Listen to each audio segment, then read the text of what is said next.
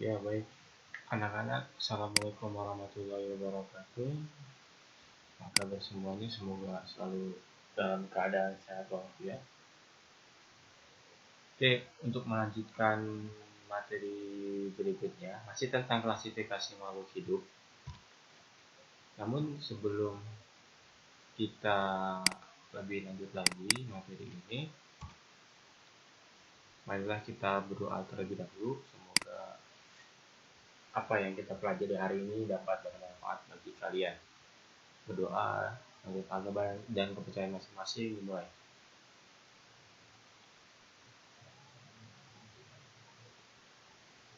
Berdoa selesai. Oke, kemarin sudah kita pelajari mengenai kingdom, beberapa kingdom ya.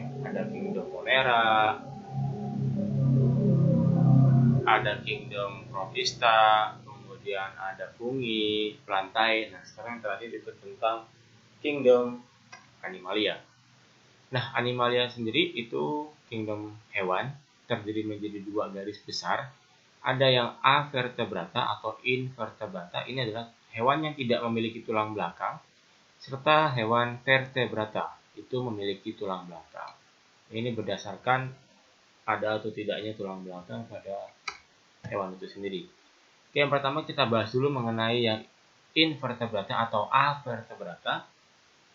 Sebenarnya ada banyak di sini. Ini adalah contoh untuk hewan-hewan yang termasuk di dalam avertebrata. Ada porifera, coelenterata, cacing pipi, cacing gilik, cacing tambang, moluska, arthropoda, serta echinodermata.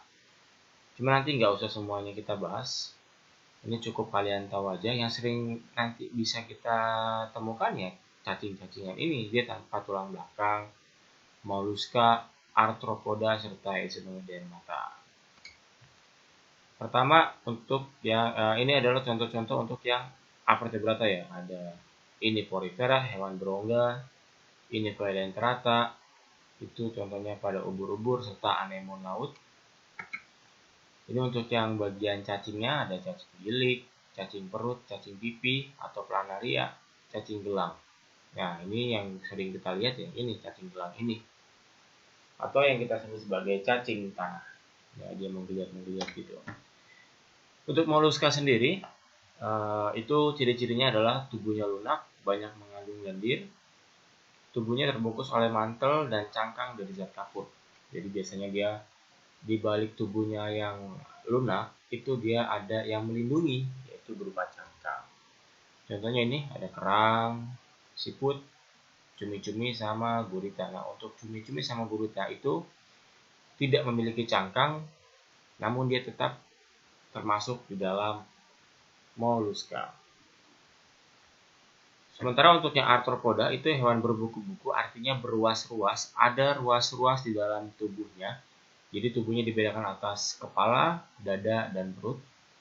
Matanya majemuk itu terdiri dari beribu-ribu mata kecil yang berbentuk segi enam disebut mata faset. Jadi di sini ada nanti bagian-bagian tubuhnya yang bisa kita lihat atau kita bisa kita bedakan. Contohnya adalah ini, itu adalah lobster, kemudian ada laba-laba, ini ada kelabang, ini adalah leluek atau kaki seribu, kemudian ada juga udang, biasanya ada seperti ini, ada belalang, kecoa itu juga termasuk di arthropoda. Makanya kalau misalkan kecoa diinjek ya mejret gitu aja, ada tulangnya semua, tidak memiliki tulang belakang. Kemudian echinodermata itu contohnya seperti petrik, bintang laut, teripang, landak laut, sama sea urchin. Nah, biasanya untuk yang bentuk-bentuk yang avertebrata, biasanya itu hewan-hewan yang ada di laut, ya, yang kita temukan di laut. Ya, kecuali beberapa individu seperti kayak kelabang, kemudian jangkrik, belalang, itu dia bisa kita temukan di darat. Nah, untuk soal latihannya ada 3 nomor untuk bagian ini. Yang pertama, sebutkan ciri-ciri hewan moluska beserta 3 contoh hewannya. Nomor 2, sebutkan ciri-ciri hewan arthropoda apa saja, kemudian kalian beri 3 contohnya. Yang ketiga, sebutkan ciri-ciri hewan echinodermata beserta 3 contohnya juga. Lanjut ke hewan yang memiliki tulang belakang atau disebut sebagai hewan vertebrata, terdiri atas 5 garis besar atau 5 geng gitu ya. Ada Pisces, ikan, amfibi yang hidup di dua alam, reptilia, hewan melata, aves, burung, serta mamalia yang menyusui. Kita bahas dulu terlebih dulu tentang Pisces atau ikan. Dia tubuhnya biasanya ditutupi oleh sisik yang berlendir. Dia mempunyai alat gerak sirip, bisa sirip di punggung, perut, ataupun di sirip belakang.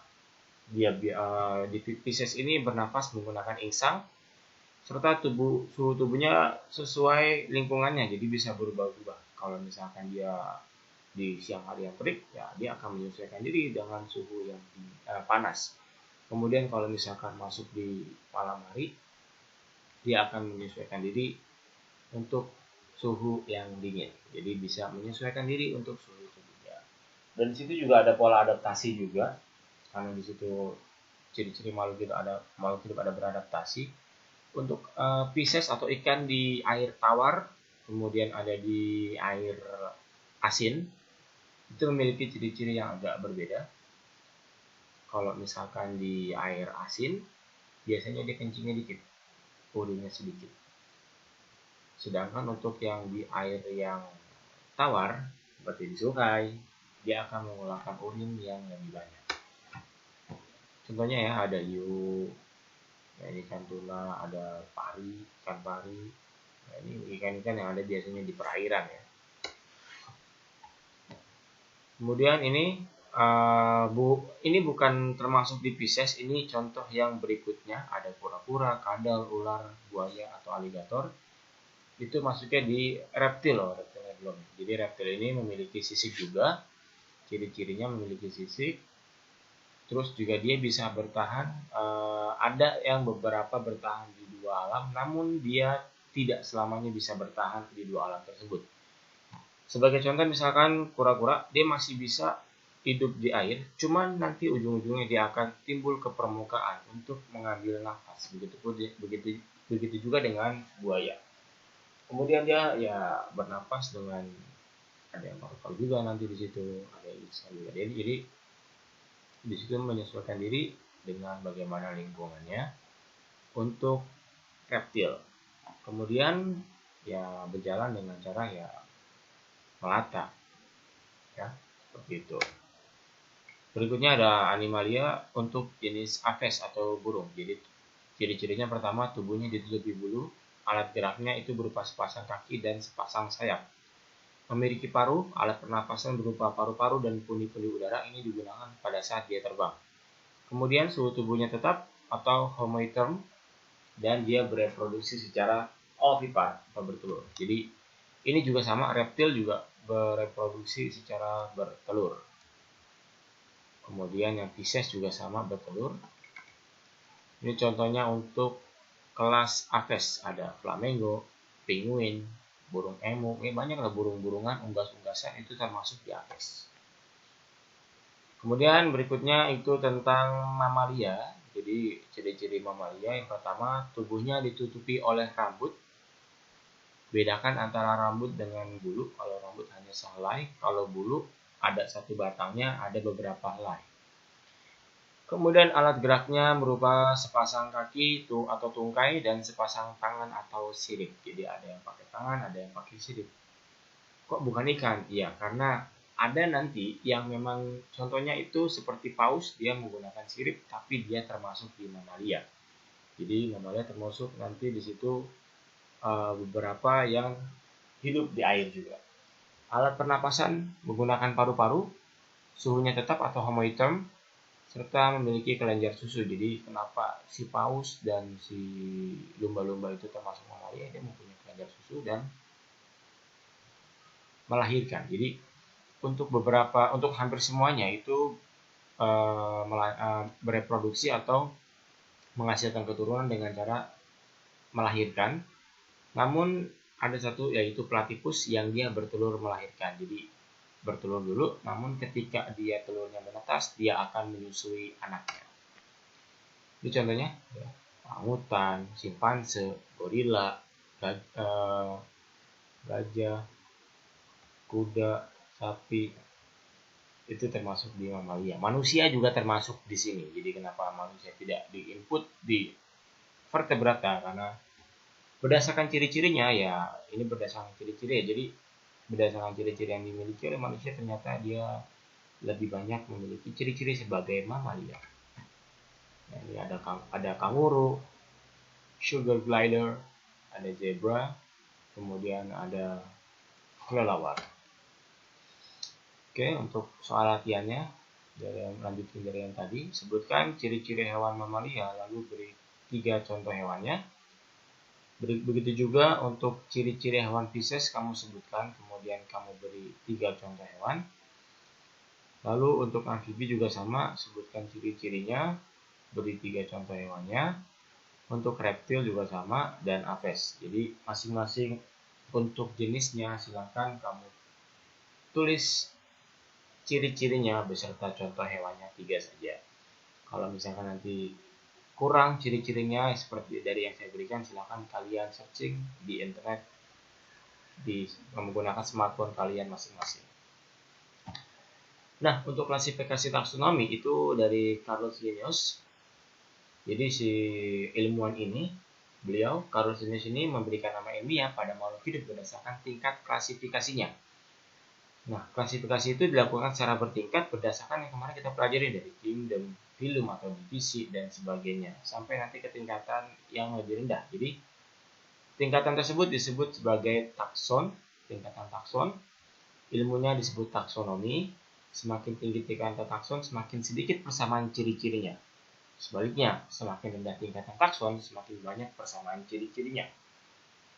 Contohnya misalkan pada kadal dengan cicak, itu dia di tingkatan takson yang rendah, sehingga mempunyai banyak kesamaan ciri. Contohnya, pada klasifikasi kucing, pada animalia, serta klasifikasi padi pada plantae. Jadi kita kucing dulu. Kingdom termasuk di animalia, phylumnya adalah chordata, kelasnya adalah mamalia, ordonya adalah carnivora, familinya adalah Felidae, genusnya adalah Felis, spesiesnya adalah Felis domestica. Ini merupakan spesies kucing rumahan. Nah, ada juga beberapa spesies kucing, ada spesies kucing rumahan, ada kucing Persia, kemudian ada kucing Angora. Nah, itu dia tingkatannya di sini, spesies sama-sama Felis, namun mungkin belakangnya nanti berbeda. Kalau yang rumahan ya domestica. Ya, mungkin silakan kamu cari untuk yang Angora dan juga kucing Persia. Kemudian pada tumbuhan, contohnya padi, kingdomnya termasuk plantae, divisinya merupakan spermatopita atau tumbuhan berbiji, kelasnya Liliopsida, ordonya Poales, familinya adalah Poaceae atau Poaceae, genusnya adalah Oryzae, sehingga spesiesnya itu adalah Oryzae sativa atau tanaman padi. Nah, untuk pemberian nama ilmiah ada beberapa aturan atau disebut dengan istilah binomial nomenklatur atau tata nama ganda yang dicetuskan oleh Carlos Linnaeus. Setiap spesies diberi nama dengan 2 kata dalam bahasa Latin. Ya, ini Felis domestica, Oryzae sativa. Ada 2 kata. Kata pertama menunjukkan nama marga atau genusnya, kata kedua merupakan spesiesnya. Jadi Felis ini merupakan genus atau marganya, domestica ini merupakan spesiesnya. Ini juga sama, keluarga Oryzae, spesiesnya adalah sativa. Nah, ini untuk beberapa tata nama. Nama ilmiah ditulis dengan huruf miring atau dengan garis bawah. Biasanya kalau di komputer itu dia menggunakan garis miring, bukan garis miring, tulisan miring. Tapi kalau di buku kalian bisa tulis dengan tata namanya itu di garis bawah aja, karena sulit untuk kalian bikin tulisan miring. Ini beberapa contohnya, ada jagung, mangga, kacang tanah, melinjo, kopi, jambu biji, rambutan, jeruk nipis, jeruk koprok, jambu kuning. Jadi di sini untuk yang jeruk nipis sama jeruk koprok dilihat sama-sama sitrus, cuman beda di kata belakang. Aurantifolia adenabilis. Nah, ini berarti sama-sama di sitrus. Genus yang sama yaitu sitrus. Jadi untuk jenis-jenis untuk jeruk itu sama-sama sitrus, namun macam-macam jeruknya berbeda-beda. Ada nanti jeruk keras, mungkin ada jeruk lemon dan sebagainya. Ini untuk hewan, ada gajah, kucing, harimau, komodo, ikan mas, ikan mujair, terenggiling, badak, marmut, sama orangutan. Nah, di sini yang mungkin agak sama adalah kucing sama harimau. Ternyata sama-sama di genus Felis. Ya, kalau di tadi kucing Felis domesticus, harimau adalah Felis tigris. Ternyata dia masih dalam kekerabatan yang cukup dekat. Namun kenapa kok beda antara ikan mas sama ikan mujair? Mungkin dia tingkatan kesamaannya hanya di sama-sama ikan, hidup di air. Kemudian perbedaannya mungkin di famili ataupun di genus. Kemudian untuk bisa menentukan bagaimana tingkatan taksonomi, kita bisa menggunakan namanya kunci determinasi. Jadi merupakan kedudukan suatu tumbuhan atau hewan yang dapat kita tentukan menggunakan kunci determinasi, dibuat berdasarkan ciri-ciri umum sampai ciri-ciri khusus makhluk hidup. Semakin banyak ciri yang sama, semakin dekat hubungan kekerabatannya. Untuk cara kerjanya seperti ini, misalkan kita pilih satu ekor hewan misalkan, kita ngambil misalnya mamalia, contohnya sapi. Kita mulai dari atas, jadi seperti main games aja. Kita lihat ciri-ciri yang tepat itu yang mana, apakah si sapi itu memiliki sirip atau tidak. Nah, kalau misalkan kita milih yang memiliki sirip, maka ya kita pilih yang 1A. Udah langsung Pisces. Selesai. Tapi kalau tidak memiliki sirip atau bernapas dengan insang sangat kecil, berarti kita pilih nomor 2. Nah, si sapi itu kan tidak memiliki sirip. Nah, dia juga tidak bernapas dengan insang. Maka kita pilih 1A. Nah, 1A ini kita lihat akan mengarahkan kita ke nomor 2. Kita lanjut ke nomor 2. Jadi tadi pilihannya adalah 1B. Lanjut ke nomor 2, kita pilih apakah kulitnya halus dan lembab atau ditutupi sisik, rambut, atau bulu. Kita lihat kalau kulitnya halus atau lembab, ternyata dia amfibi. Sedangkan kita minta sapi, mamalia. Berarti duanya adalah 2B. Bukan ditutupi sisik, bukan ditutupi bulu, tapi ditutupi oleh rambut. Jadi setelah 1B, lanjut ke nomor 2, ternyata duanya adalah 2B. 2B kita disuruh lanjut ke nomor 3. Berarti kita cek nomor 3. Ditutupi sisik atau rambut? Ternyata ditutupi oleh bulu ataupun rambut. Jadi lebih spesifik lagi ya. Nah, dari 2B yang tadi kita pilih, ternyata kita disuruh mengarahkan ke nomor 3. Dan ternyata 3-nya 3B. 3B itu kita disuruh lanjut ke nomor 4. Tapi nomor 4 apakah A atau B? Ditutupi bulu dan memiliki sisik atau berambut terdapat kelenjar susu. Nah, untuk sapi ya berarti yang B. Jadi, untuk kunci determinasi dari contoh ini adalah 1B, 2B, jadi saya ulangi, 1B, 2B, 3B, 4B. Itu adalah kunci determinasi untuk si sapi. Kemudian kita contohnya untuk yang tumbuhan. Misalkan kita mau mencari tumbuhan mangga. Mangga itu termasuk tumbuhan yang dikotil. Jadi kita cek dulu, mangga itu ciri-cirinya dari nomor 1 dulu. Tidak bisa dibedakan akar, batang, dan daun. Wah, salah. Ternyata dia bisa dibedakan antara akar, batang, dan daun. Berarti pilihan pertama adalah 1B. Nah, kita lihat 1B itu kita diarahkan ke nomor 3. Jadi kita lanjut ke nomor 3. Apakah dia punya bunga atau merupakan tumbuhan bunga? Apakah dia tidak mempunyai bunga atau memiliki bunga? Ternyata walaupun disebut berbuah mangga, ternyata dia memiliki bunga. Walaupun ya terjadi ketika sebelum dia berbuah. Jadi kita pilih 3B. 3B kita disuruh lanjut ke nomor 4. Nah, kita cek nomor 4 ini merupakan tumbuhan berbiji terbuka atau tertutup. Ternyata si mangga itu bijinya tertutupi oleh dagingnya, sehingga kita pilihlah 4B. Nah, 4B merupakan angiospermae. Ini sebenarnya disuruh lanjut ya, jadi lanjut ke nomor 5. Nah, angiosperma itu terdiri menjadi 2, apakah keping 1 atau keping 2. Ternyata mangga itu adalah tumbuhan berkeping 2 atau disebut sebagai dikotil. Jadi pilihannya adalah kunci determinasinya itu adalah 1B, 3B, 4B, 5B. Kenapa 2 kok enggak? Karena dari 1B tadi kita langsung ke nomor 3. Tidak diminta ke nomor 2. Gitu. Silahkan dicatat tadi kunci determinasinya. Karena habis ini saya kasih soal latihan untuk kunci determinasi, saya minta kalian menentukan kunci determinasi untuk tanaman kedelai. Ini udah jelas kedelai, jadi kita coba dilihat runut dari 1, 2, 3, 4, 5, dan seterusnya. Oke, nanti kalau misalkan ada revisi, mungkin nomor 10 akan saya revisi. Sekian untuk materi kali ini. Semoga bermanfaat. Silahkan dicatat. Jika ada yang ingin ditanyakan, silahkan ditanyakan ke saya. Bisa melalui chat pribadi ataupun melalui WhatsApp atau grup kelas. Saya akhiri. Selamat mencatat dan jangan lupa kerjakan soal latihannya. Wassalamualaikum warahmatullahi wabarakatuh.